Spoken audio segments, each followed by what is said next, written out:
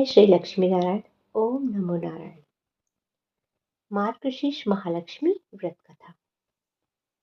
आइए ध्यान से सुनते हैं महालक्ष्मी व्रत कथा।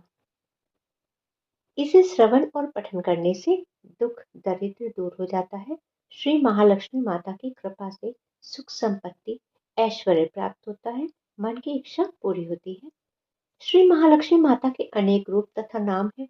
भूतल में वे छाया, शक्ति, तृष्णा, शांति, जाति, लज्जा, श्रद्धा, कांति, वृत्ति, स्मृति, दया, तुष्टि, माता, अधिष्ठात्री एवं लक्ष्मी के रूप में स्थित है। उन्हें प्रणाम करते हैं। कैलाश पर्वत पर पार्वती, क्षीर सागर में सिंधु कन्या, स्वर्गलोक में महालक्ष्मी, भूलोक में लक्ष्मी, ब्रह्मलोक में सावित्री, ग्वालों में राधिका, वृंदावन में रासेश्वरी, चंदनवन में चंद्रा, चंपक वन में गिरिजा, पद्यवन में पद्या, मल्टीवन में मालती, कुंदन वन में कुंददंती, केतकी वन में सुशीला, कंदम्ब वन में कदम्बमाला, राजप्रसाद में राजलक्ष्मी और घर घर में गृहलक्ष्मी इन विभिन्न नामों से जानी जाती है और पहचानी जाती है।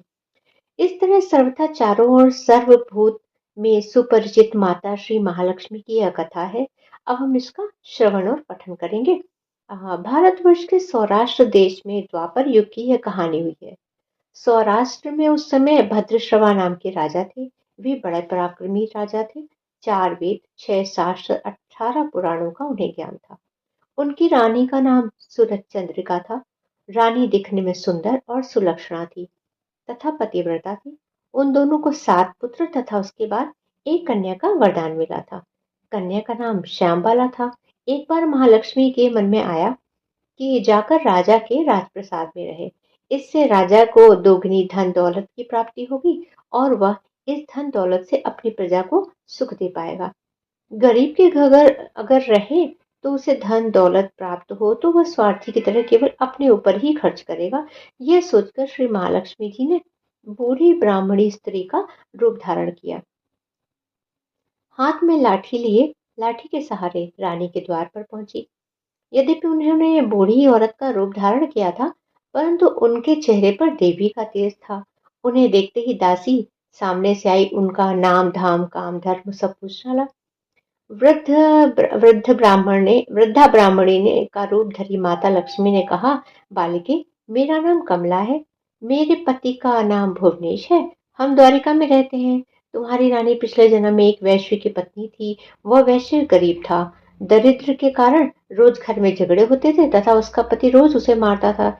इन बातों से तंग आकर वह घर छोड़कर चली गई तथा जब जंगल में खाली भटकने लगी, भूखी पेट भटकने लगी तो उसकी इस दुर्दशा पर मुझे दया आई। तब मैंने उसे सुख संपत्ति देने वाली श्री महालक्ष्मी की कथा सुनाई। मेरे कहने पर उसने श्री महालक्ष्मी का व्रत किया। श्री महालक्ष्मी प्रसन्न हुई। उसकी गरीबी दूर हुई। उसका घर संसार दौलत संतति संपत्ति से भर गया। बाद में पति पत्नी दोनों परलोक सिधारे। लक्ष्मी व्रत के कारण वे लक्ष्मी लोक में रहे। उन्होंने जितने साल महालक्ष्मी का व्रत किया उतने हजारों साल उन्हें सुख भोगने मिला। इस जन्म में उनका जन्म राजघराने में हुआ है, परंतु वह श्री महालक्ष्मी का व्रत करना भूल गई हैं। उन्हें यह याद दिलाने में यहाँ आई। बुढ़िया की बातें सुनकर दासी ने उन्हें प्रणाम किया तथा श्री महालक्ष्मी का व्रत किस तरह किया जाए इसके बारे में पूछा। तो बुढ़िया रूप धारण किए हुए श्री महालक्ष्मी माता ने दासी को पूजा की विधि तथा महिमा बताई। इसके बाद वह दासी माता को प्रणाम कर रानी को बताने अंदर चली गई। राज वैभव में रहते हुए रानी को अपने ऐश्वर्य का बहुत घमंड हो गया था। संपत्ति तथा अधिकार की वजह से वह उन्मत्त हो गई थी। दासी द्वारा बताई गई बुढ़िया की बातें सुनकर वह आग बबूला होकर राजद्वार पर आकर बुढ़िया रूपी श्री महालक्ष्मी पर बरस पड़ी।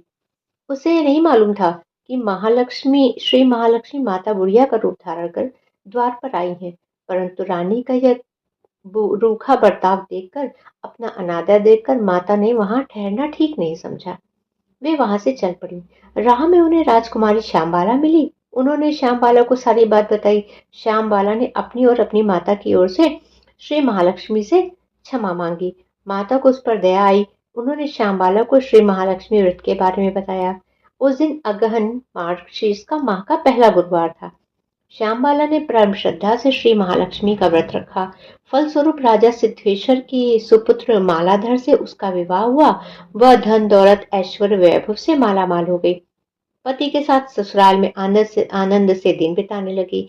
इधर श्री महालक्ष्मी का रानी पर प्रकोप हुआ तो फलस्वरूप राजा भद्रश्रवा का राज्य एवं राज कारोबार नष्ट हो गया। यहाँ तक कि खाने के लाले पड़ गए। ऐसी हालत में एक दिन रानी ने राजा से निवेदन किया, हमारा दामाद इतना बड़ा राजा है, धनवान है, ऐश्वर्यशाली है, तो क्यों ना उसके पास जाएं, अपना हाल उससे बताएं, वह जरूर हमारी मदद करेगा। इस बात पर राजा भद्रश्रवा दामाद के पास रवाना हो गए। राज्य में पहुंचकर एक तालाब के किनारे थोड़ी देर विश्राम लेने के लिए ठहरे। तालाब से पानी लाते हुए आते जाते दासियों ने उन्हें देखा। उन्होंने विनम्रता से उनकी पूछताछ की। जब उन्हें यह मालूम हुआ कि ये रानी श्यामबाला के पिता है, तो वो दौड़ती हुई जाकर उन्होंने रानी को सारी बातें बताई। रानी ने दासी के हाथ से राज परिधान भेजकर बड़े ठाट से अपने पिता का स्वागत और आदर सत्कार किया, खान पान करवाया। जब वे लौटने लगे तो सोने की मोहरों से भरा घड़ा दिया। राजा भृद्रश्रवा जब वापस लौटे तो उन्हें देखकर रानी सूरज चंद्रिका खुश हुई। उन्होंने सोने की मोहरों से भरे घड़े का मुंह खोला, पर ये क्या, हाय भगवान, घड़े में धन के बदले तो कोयले मिले। यह सब श्री महालक्ष्मी के प्रकोप से हुआ। इस प्रकार दुर्दशा में और कई दिन बीत गए। इस बार रानी स्वयं अपनी कन्या के पास गई। वह दिन अगहन माह का अंतिम गुरुवार था। श्यामबाला ने श्री महालक्ष्मी का व्रत किया, पूजा की, अपनी माता से भी करवाया। इसके बाद रानी अपने घर आई। श्री महालक्ष्मी का व्रत रखने पर उसे फिर से अपना राजपाट, धन दौलत, ऐश्वर्य प्राप्त हुआ। वह फिर से सुख शांति आनंदमय जीवन बिताने लगी। कुछ दिनों बाद राजकन्या श्यामबाला अपने पिता के घर आई। उसे अपने घर देखकर सूरज चंद्रिका को पुरानी बातें याद आईं। यही कि श्यामबाला ने अपने पिता को घड़ा भर कोयला दिया था, उसे तो कुछ भी नहीं दिया। इसी कारण श्यामबाला को पिता के घर आने पर उसका कोई आदर आतिथ्य नहीं हुआ, बल्कि अनादर हुआ। पर उसने इन सब बातों का बुरा नहीं माना। अपने घर लौटते समय अपने पिता के घर से थोड़ा नमक ले लिया। अपने घर लौटने पर उसके पति ने पूछा, अपने मायके से क्या लाई हो? इस पर उसने जवाब दिया, वहां का सार लाई हूँ।